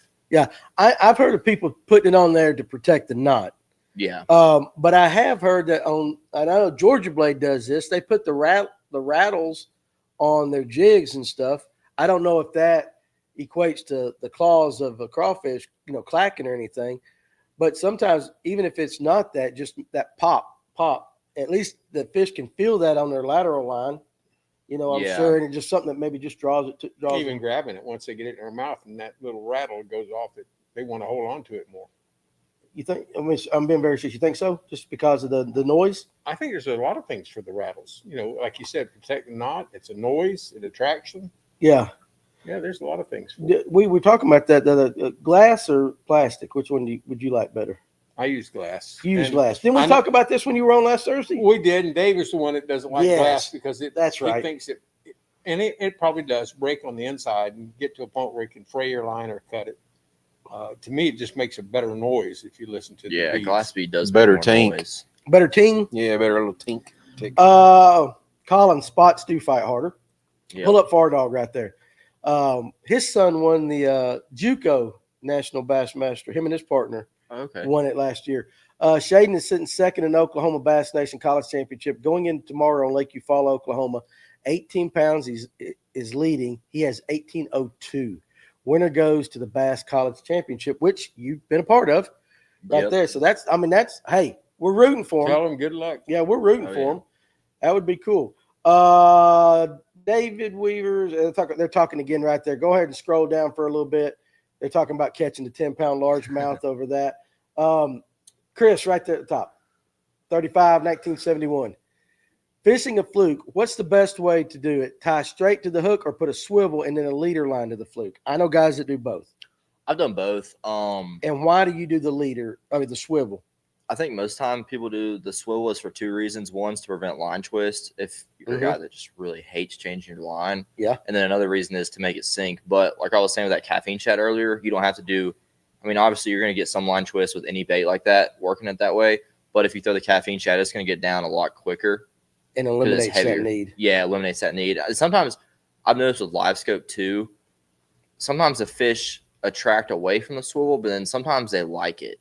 It really – I haven't quite figured it out yet, but most of the time now, more than not, I'm not throwing a swivel as often just because it reduces that line like the chance of you breaking off on a swivel, it gives you less of a chance to break off there. And then it's also just less for you to deal with and retie it all, like especially in a herring setting where I'm just retying it quick, Right. And I've grown more to not use it. But when I was younger back in the day, I used to use it all the time.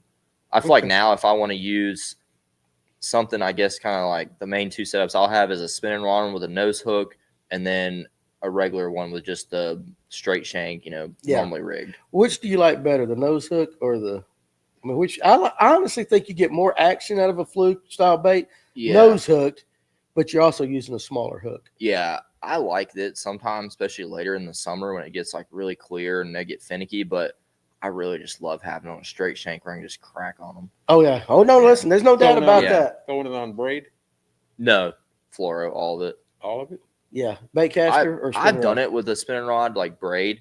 Well, if I have a spinning rod, yes, it's going to have braid to fluoro. Braid fluoro leader, of course, yeah. But bait caster, I'm going to have all fluoro. And is that what you throw it on most of the time as a bait caster?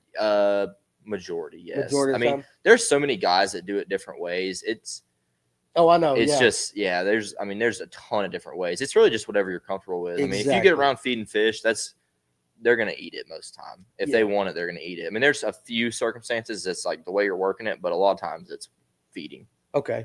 Let me give you this question, and then I'm going to ask you to go back to the Bassmaster question too. We'll just go back and forth and all that. All right. Adam Mathis, because I want to get all the Bassmaster Classic stuff in too. How do you fish the evader? Have saw baits like them on the shelf, but haven't pulled the trigger. So you're throwing the evader. You said wake style, riser style bait. Yeah, so it's going to be on the surface going like this. And if you've ever seen like a shad, whenever it's like gets blown up on or something, and like you see that one shad on the surface, that's exactly what it looks like trying to swim off or whatever. So they make a bigger model of this that you can throw on a bait caster, but for the smaller one, you really need to use a spinning rod to get the best action. And this is a 70. Yeah. Right. Okay. So I like to do I do all my stuff braid to fluoro. You can do straight fluoro, but I would just do that like a medium-ish rod because it has small hooks. You don't want to pull the hooks out of their mouth and they eat it. You want to have a good drag setting so that way you're not ripping them out. It's the small hooks, and then you really just throw it out there and don't let it sink or anything. There's guys that have let them sink before, and if you do let it sink, it'll like swim up almost like a fish that's trying to escape. Right. And I've caught a couple doing that. I don't do it often, but sometimes it can work. But mainly you just want to throw it out there, and schooling fish over a brush pile, herring spawn, whatever you're fishing. Just reel it? Just reel it.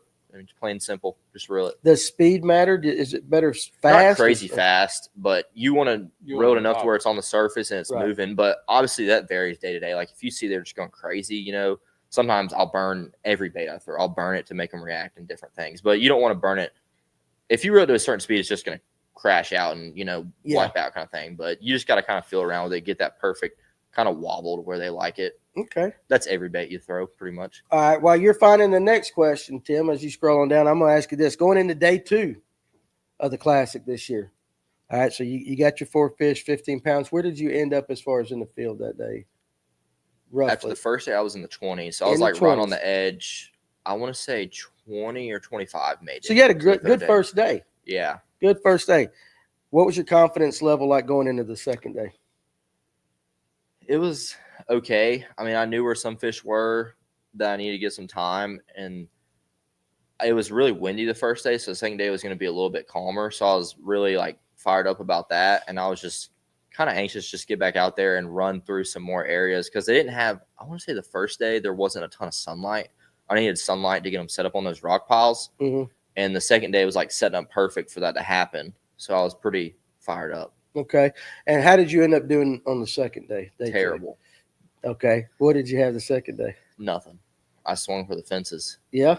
And it's actually really one of the roughest days fishing wise I've had. Right. I had the one spot I fished the first day, caught a big one, went to it, just weren't really firing. So then I had about 4 or 5 more holes that I couldn't fish the first day because the wind was so bad. And I went to a couple of them, local, sitting on them, and then cycled through a couple other areas, had a few bites, but I just never really got on anything. And that's the thing about the Classic is you're not fishing for points. So I was like, I could probably go drag a drop shot or whatever, catch a limit, but I was trying to go big or go home, kind of thing. For sure, yeah. And so that's what I did, and it just turned out the way it did, which is unfortunate. But everybody tells you everybody's going big or going home in that one because they want to win. Right. But Yeah, that's pretty much how day 2 went. Okay, so what? Okay, no, I get it. Trust me, Oh, I have yeah. swung for the fences and zeroed a ton. Yeah. But okay, going into day 2, you just had a really awful day. Okay, how was your mindset going into day 3? Did you go home back to your hotel or whatever and just? You got to Just make kinda- you got to make the 3rd day.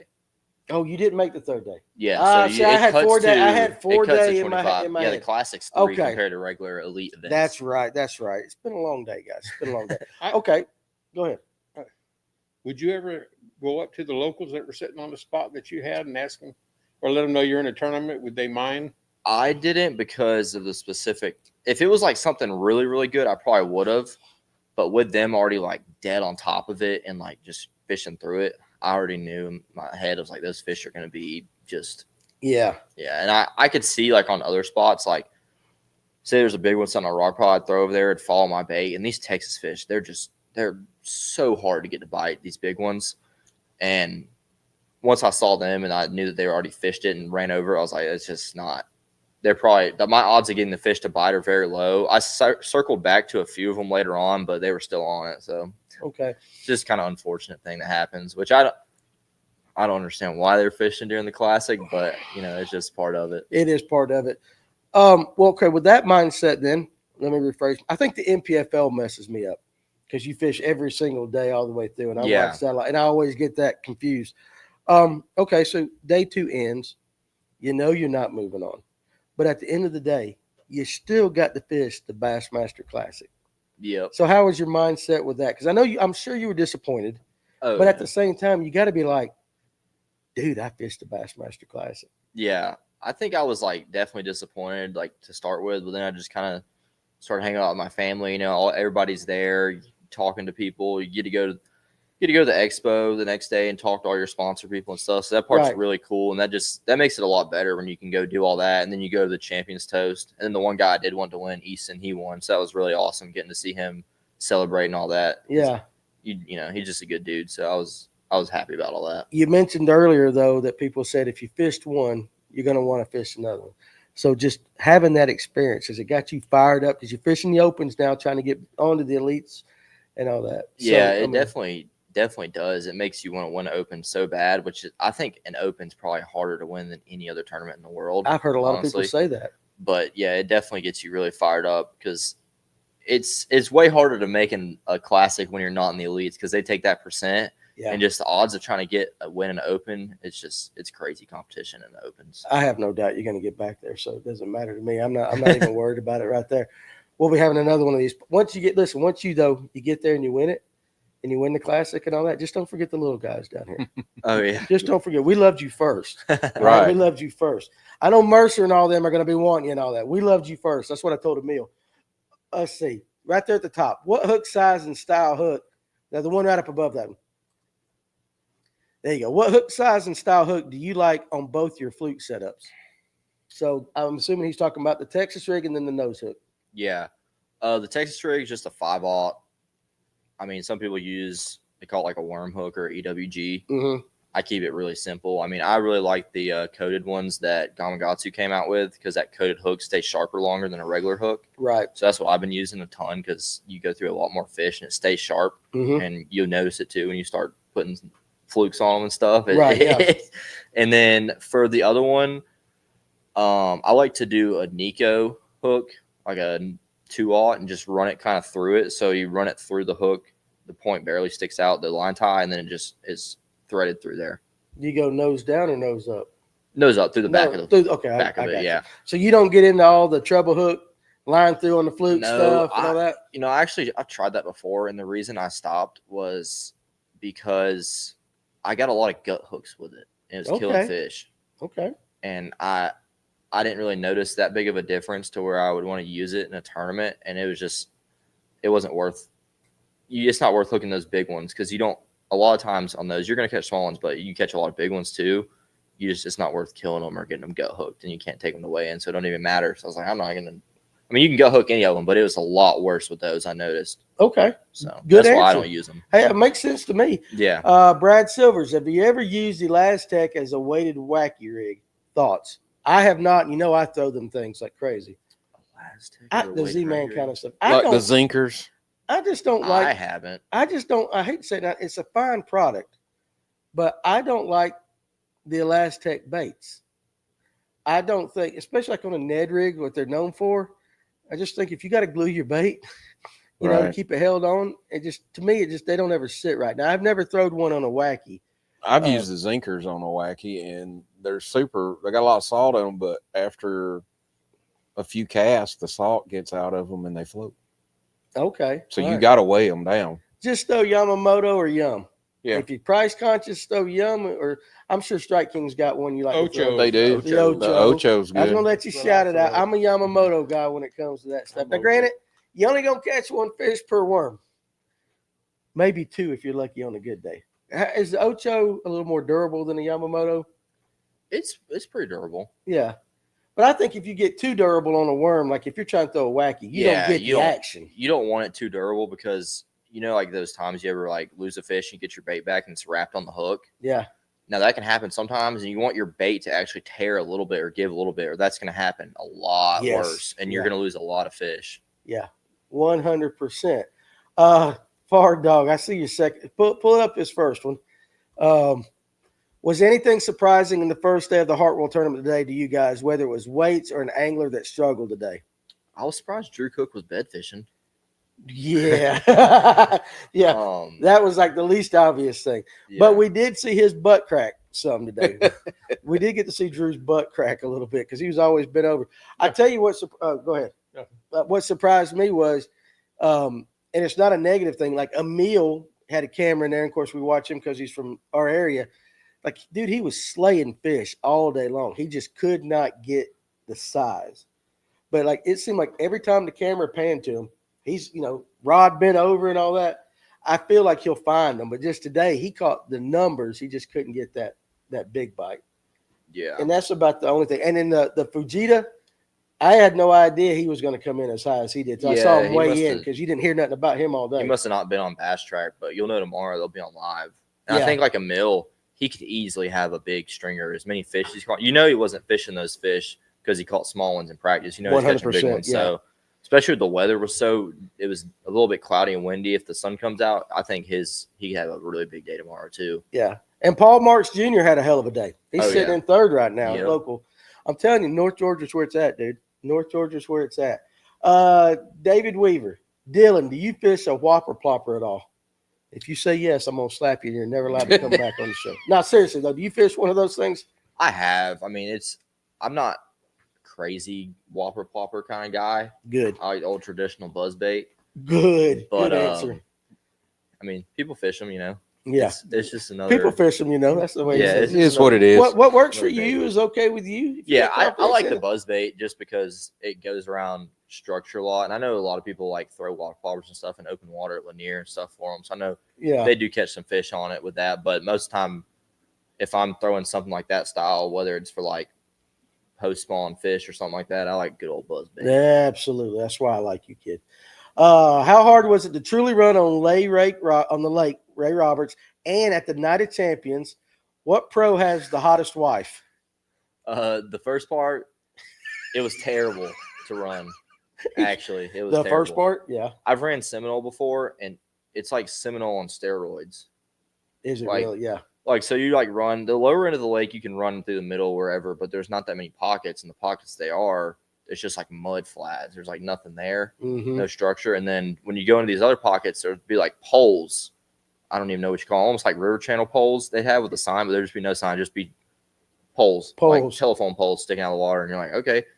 And then you got to stop at those. And then pretty much from there back, you're either weaving around trees or running them over. Like I would just be idling my boat, just like, Oh, you go that left and right. I stump mean, right it's under the water. terrible. Yeah. And yeah, if you're not careful, you get stuck on them and stuff. And I wonder why they didn't cut I them just- down like they did at Lanier. Or they didn't cover it on TV either, which you saw. You didn't see boats doing this. Oh no, definitely Oh, not. for I mean, sure. like Yeah. you come back and you see people's wraps all jacked up and people. I mean, there's guys that had boat lanes, but I was like super sketched out to get the boat lanes because the way the info and all that is now. Yeah. I didn't want to get or purchase any of that stuff because I had no idea if that was like legal. Which I wound up getting it later on, but I got it from another angler, so it's completely fine. Yeah. But I was super sketched out about like anything that related. So I just would like idle in and make my trails and stuff, but it's not a fun place to run. Okay, now I noticed you ain't answered the second part of that question. I don't know. I don't know who's married and who's not, and who's wives and girlfriends. But my girlfriend. We know you had the best looking one there. Yeah, we already We established established that at the get go. We've already determined he outpunted his coverage from the start. He is highly intelligent. He's smart. Yeah. He's smart. Listen, he's not going to make the Danny Pruitt mistakes. 100%. Tim, Yes. you're a Yahoo, so I can ask you that. Oh God. Pro wife.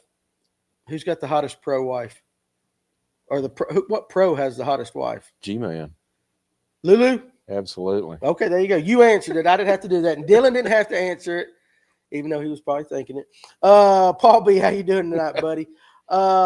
Michael, again, pull it right up there. How'd you say his name? Heredis.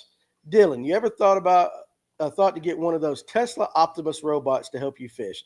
Think they'd let you bring it to a tournament? Definitely. I saw one of them dancing the other day. Like, Really? oh yeah, like I mean, it was doing human moves. I think instead of like me getting one in the boat, I'd probably break it pretty quick. Yeah. Just from water. I think you need one like behind us. No, you know what I need? I need that little one they got at the Mexican restaurant that brings you margaritas. You see that little margarita delivering thing? That's what we need here. Kevin, you got money. And Listen, you're not going to buy us a robot to bring us food and hors d'oeuvres and all that stuff? that's what I'm here for. Hinkle. That thing be some about Hinkle money. Some Hinkle money. We can get us a robot. We'll put Hinkle on it. The Hinkle robot. Hashtag Hinkle robot. Joshua, what bait? Okay, yeah, right there. What is the bait you drag when the spawn slows down? So if you're dragging a bait on the bottom, what are you dragging?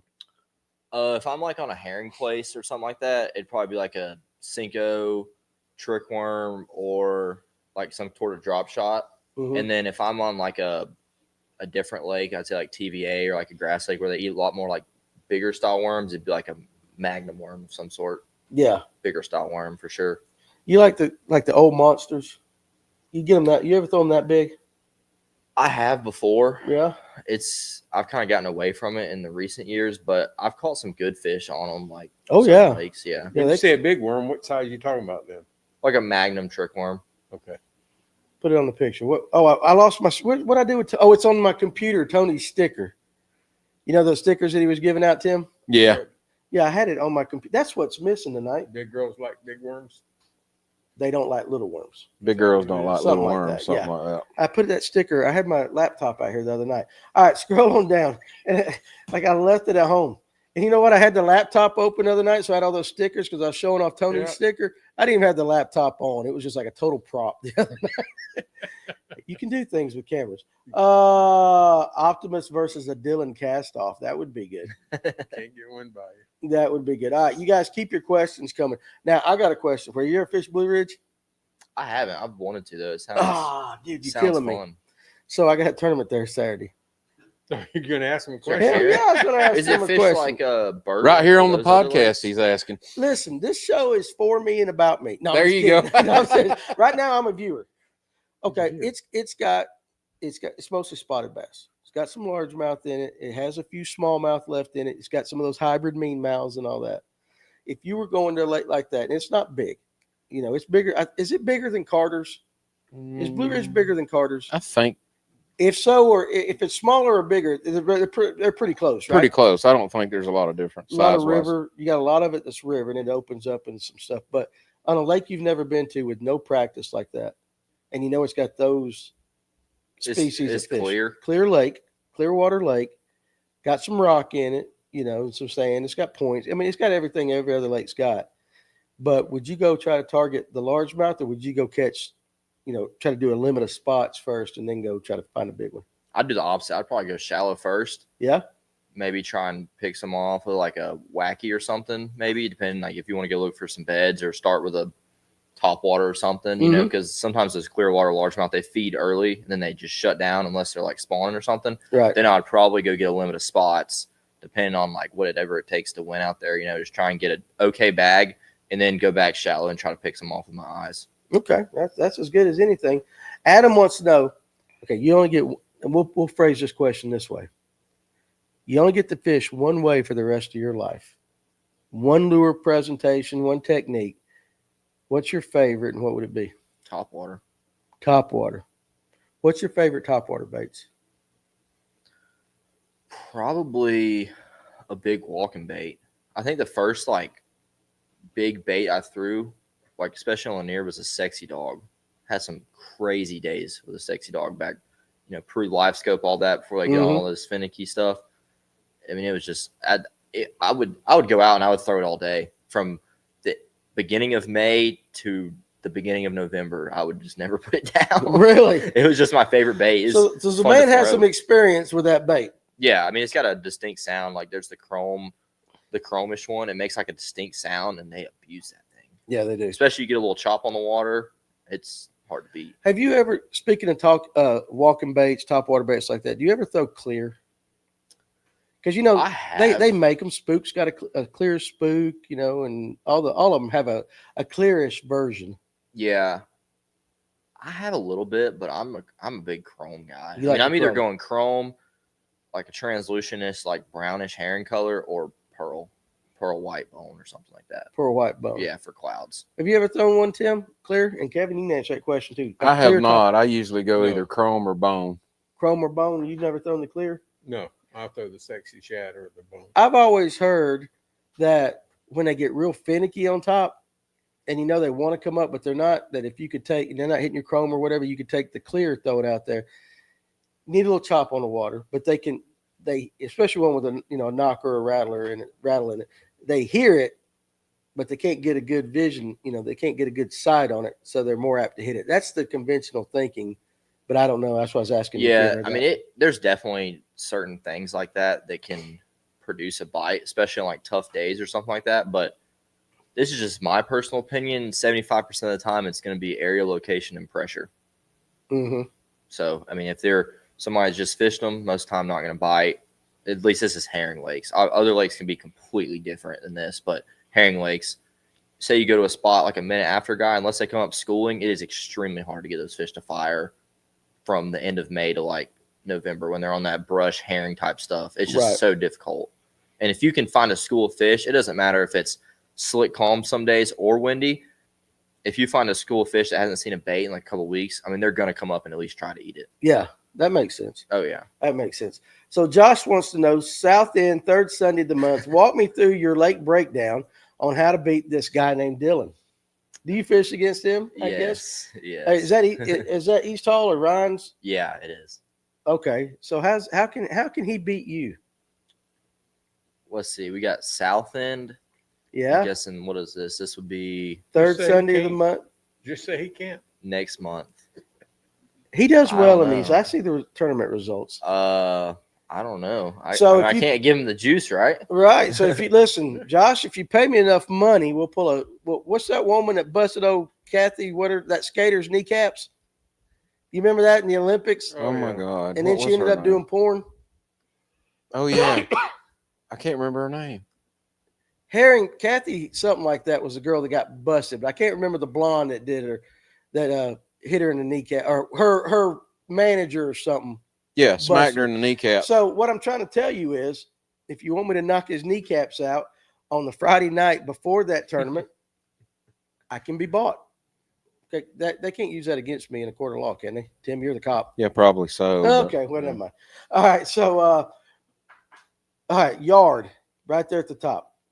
I don't hear y'all talk about jigs. Is a jig losing its juice, or are there other techniques that just work better? That's just because it's part of Bike Club and we don't talk about Bike Club. We don't talk about Bike Club. Yeah.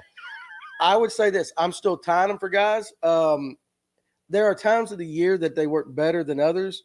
I think when you get into this, I think in the springtime, and Dylan, Kevin, all you correct me if I'm wrong. I'm just going based upon what guys say when they come into the shop. They're using, your spinner baits, and there's more reaction style baits. And then when you're bed fishing, there's better options than throwing a jig. Although some guys do throw a white like swim jig in there. I mean, do you fish a jig? Yeah, I fish a jig a good bit. I feel like in the springtime I really get away from it because they're just like, they come up blowing up top water, eating the fun stuff, and I'm like, I want to throw something moving when they're eating it. Yeah. A jig to me is the time that I pull it out is when it's really cold and around full moon phases and things like that. Yeah. I mean, no, jigs are still a jig. You can catch fish on year round. There's just better options at certain times of the year. Oh, for sure. Yeah. I mean, there's some guys, like there's a guy in the Elite Series, Tyler Williams. He throws a jig specifically 24/7. I mean, that's all he throws. Yeah. And he made the Elites that way doing it. Just only a jig. I think it is one of the like most winningest baits of all time. Oh, for sure it is. Oh, yeah. Oh, yeah. But it's a confidence bait too. Oh, for sure. And like I tie them, and I've caught fish on a jig, but I'll say, all right, today I'm only going to fish a jig. And 15 cast in, and I ain't got a bite, I've done picked up a shaky head or a wacky worm, and I'm throwing it because I want to catch fish. Yeah. But if you commit to it, it's as good as anything out there. Dylan, if you could fish any lake in a college tournament, where would it be? Can't include anything local like Hartwell or Lanier. I think he's asking this for his son. You know, like when you were in college and you could fish any lake to have a tournament on, what would it have been other than Lanier? Well, I mean, Tim's Ford's pretty fun. Tim's Ford. That's where the bracket was. It's like clear, got smallmouth. Was that the day I watched you and that one guy? Is that the lake you were on for the championship? Yeah. That one's really fun. A lot of the northern lakes are fun too, just because they're so aggressive. I mean, you'll go up there and catch so many fish a day when it first first get out of the ice and stuff. It's crazy. And them fish are hungry. Oh yeah, they're so hungry. It's hungry some of the most fun days of fishing I've had. Oh, look at Tony Watkins giving me some juice right here. Pull that up right there. Yeah, Tony laid it out for you When right you there. go to Blue Ridge, throw a Spro sashimi swimmer, either chrome or bone color. If that don't work, go with a shaky head. And of course, you're wacky around the docks. That's Tony's home lake. Well, Tony, we might talk a little bit tomorrow, buddy. Tell me when you're free. Mm-hmm. But those are all good choices. Have you thrown the sashimi? A little bit. I like it. It's just got that extra joint in there. I think it's a little light compared to a magic swimmer. Yeah. But I think the action's really good. Well, you're a scoper, aren't you? Oh, you're not a scoper? No, I'm not. Oh, I thought you were one of them scopers. I have nothing against scopers. I had the original Mega Live, and I just couldn't get that thing to work the way I wanted it to. So I sold it to a guy, and I just haven't replaced it. I have a 360, and I'm going to get a Garmin, but I just haven't done it yet. Gotcha. I don't ever fish. I'm in the shop, dude. Yeah. The only time I get to fish is when I have a tournament. Tanya Harding was the woman we were thinking about. That's the blonde. Yep. Good old Ron came through for us. Ron comes through on everything. Tanya Harding. Nancy Kerrigan was the girl who lost her. That's it. Got her knee knocked. Yes, Tony, I did forget your jigs. Remind me, I got to tie Tony some jigs and send them to him. Joshua wants to know, do you think a glide bait or a final copy will play? Oh, the big baits always play. It's just whether or not you want to go big or go home kind of thing. Like you can either get 5 bites and pretty much win, or you may only get none. So it's a luck. It's the luck of the draw on that one. It's kind of luck or whether they're set up. That time of year, though, it's probably going to be like topwater madness, I would think, in about 3 weeks maybe. If they get out of that post-spawn funk, it could be really good. Well, let me ask you this. What about poppers? Like the Spro E-Pop? Where should I be throwing one of those right now? I hear guys coming in the shop and looking for them. Yeah, like you can do that, like shallow, like for bed and fish, hate them a lot. Like if you're going down a bank, bed and fish, or even like those females that are sitting like off the bed a little bit, they'll come up and smoke one. Or brim beds are starting up soon. There may even be some now if you look really hard. It could be a killer on there. And then obviously, like if you're going to do a little different style, you go offshore on spotted bass and stuff like that. Like above brush and stuff. Above brush, getting them, especially this time of year when they're like, you'll notice right now, like they want to sit in the brush really heavy because they're post spawn. They're not sitting up above it, lined up a ton, like feeding as much. They're all sitting down there resting. And sometimes when you get a bait like that where you can pop it and it'll sit there for a second, it'll make them react a little better, give them time to rise up and then set up and feed on it just because they're in that funk. You mentioned brim beds, and that is something because we've talked about a herring spawn and a thread fin spawn and all that, but it is time now to where the bluegill are going to be, especially, have we had the full moon? We've had it for April. So the full moon coming up, I've always been told that they bed on the full moon, every full moon. So you're starting to see those beds, but let's say I'm in Blue Ridge and I find some brim beds. You mentioned you could throw a popper over them. What's some other ways that you can attack brim beds this time of year?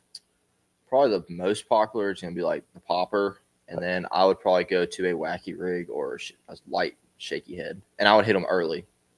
Hit them early. I always hit them early, and then sometimes I'll cycle back through when I can see, because if sometimes you stay way off, you can trick one into biting if you can see it. Mm-hmm. But if you can get in there early, you can catch some, sure enough, really big fish. Does it matter the color? Because like my favorite Spro E-Pop is the chrome with the blue top.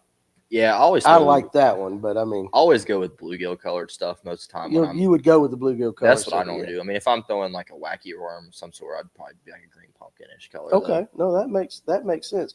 Ron says a small prop bait around brim beds works really well too.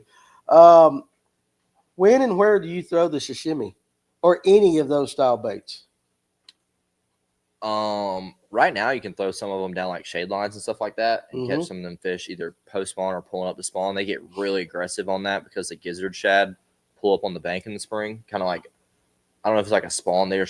You can see them if you go up there. They're constantly swimming up down the bank, so that can be good. And then also when they start getting on this herring spawn and piles and stuff, it works in that stuff too. I know guys have actually been catching some, and generally that's a summertime pattern too. From the you get to the herring spawn and then all summer because you can throw them over brush piles. So I know guys that are catching them on them right now. They're coming in. Yeah, that bites are. It's just like topwater. Oh yeah. Do you think it's early this year? Don't we normally get the herring spawn in May? Everybody says May, but I feel like with the technology now, everybody can see them. They'll be sitting in these places waiting for the herring spawn to come for 2 or 3 weeks before. You can see them on live scope. They'll be up there waiting. Like they know where it's coming. They know, yeah. And sometimes they're more aggressive too. Yeah. I think maybe the technology thing, like he said, we can see it now. But the conventional wisdom, it's kind of like when they say the dogwoods are blooming, certain fish are biting and all that. But the conventional wisdom is the herring spawn, threadfin spawn, all that's in May. But you're right, with technology now. Yeah.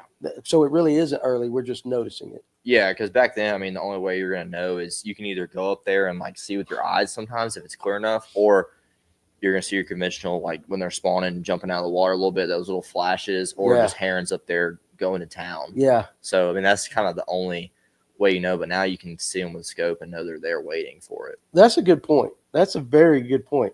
What are the two things that separates a Bass Pro from a weekend warrior? I imagine it's probably a lot more than two, but what are a couple things?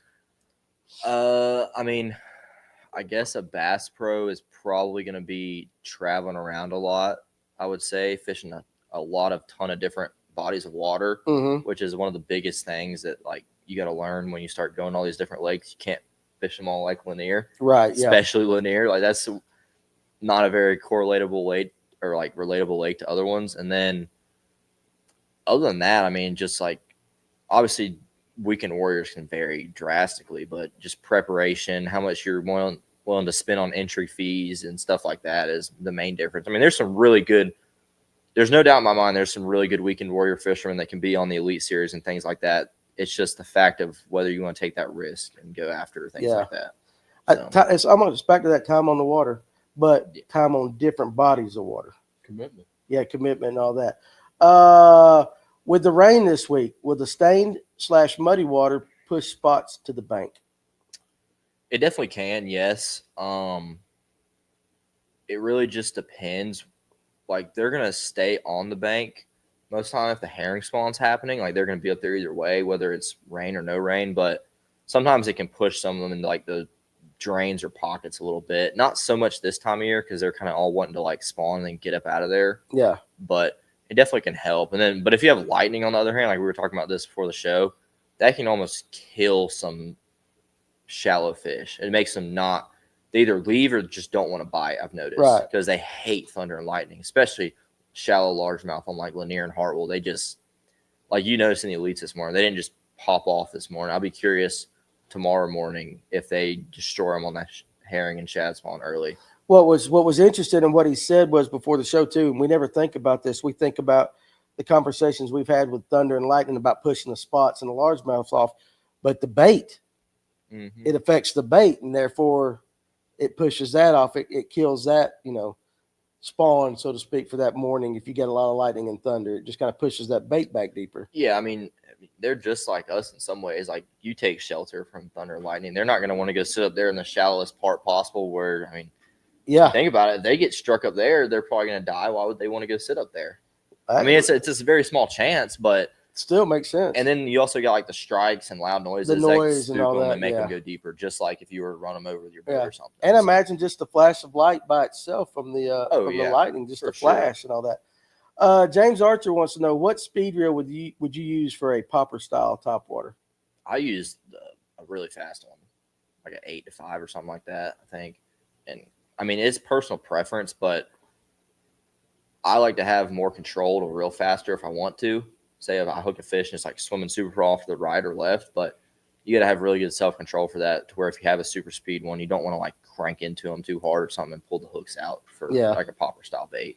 So when But you you have can that, kind of vary. You don't want too slow though, because you got to be able to catch up your slack and stuff. Depending on how fast you're wanting to work your bait. right. Well, what strength rod do you use when you're throwing a prop, something like, because you said you're reeling fast, you don't want to jerk the hooks out. You got one with a lot of parabolic bend? Yeah, I think right now I got like a 7-1 medium. I forget what the action of it is. I want to say like medium fast custom light is what I've been using, and it's been working out pretty fine for me. I'm not the pickiest on that, right? But I like, as long as my reel cast's good, I'm good to go. Yeah. But I've been using the new Loose Custom Pros. They have that Paramag technology that's like a braking system. And I just now started throwing a fluke on it last week because I just now really got time for it. It's legit, I think I'm casting the farthest in the field now. Really? It's crazy. And what is that again? It's called a Custom Pro, and it's got the Paramag braking technology in it. Sounds like something I need. Have you heard of that? Yeah. Do you have one? No. Will you buy me one? No. You feed me. That's all I really need anyway. Josh wants to know what is the most tournament winning creek or area on the south end there. He's still trying to get you to tell The him. most winning creek or area, the Yeah, whole thing. The whole thing, I mean, man. There's people that win everywhere. The thing about Lanier is you can win now on any section of the lake. Woo. I think, personally. I mean, you can pull up anywhere and it can happen because there's just so many big spots and stuff. It's almost like the guy that wins sometimes is the guy that lands them. Yeah. Because it's so good. It's gotten to the point where it's just so good. Yeah. I mean, there's obviously days where some people just crack them way better on a certain bait or area or doing something, but there's a lot of times a year where it's just landing them and having them eat your bait all the way, whether you get a 3.5 versus a 4.5. They're in the same schools a lot of the time. Yeah. And that's just how good it's gotten. It's really crazy to think about, honestly, compared to what it was back in the day. Yeah, for sure. I was getting ready to say that. So, number one, the Falcons finally drafted a defensive player, but they also drafted a Georgia Bulldog finally. Maybe they've seen that Philadelphia's had good success with that and all that. Well, I tell you what, we're pretty far in right there, so we probably can just be a good time to bring it to a close. I know you got to go home. You going fishing tomorrow? You got to go to work. I don't know. I think I got some stuff to do at work, but maybe if the rain clears up, I might get out there in the afternoon. Get out there in the afternoon and all that. Well, I'll tell you what, listen, and this is coming. I think I speak for everybody on this, but especially for me. Number one, we're proud of you. I think what you did, not only winning the Bassmaster College thing, but to get the Bassmaster Classic and all that, that's just like, you need to realize we're kind of living through you. I'm serious. No pressure on that. But seriously, it's like, it's very, number one, it's cool to see someone that that you've got to meet and, consider your buddies and all that. But, dude, I mean, you've been on a hell of a run. As good a run as anybody, that I know of. And I have zero doubts that you're going to make it back.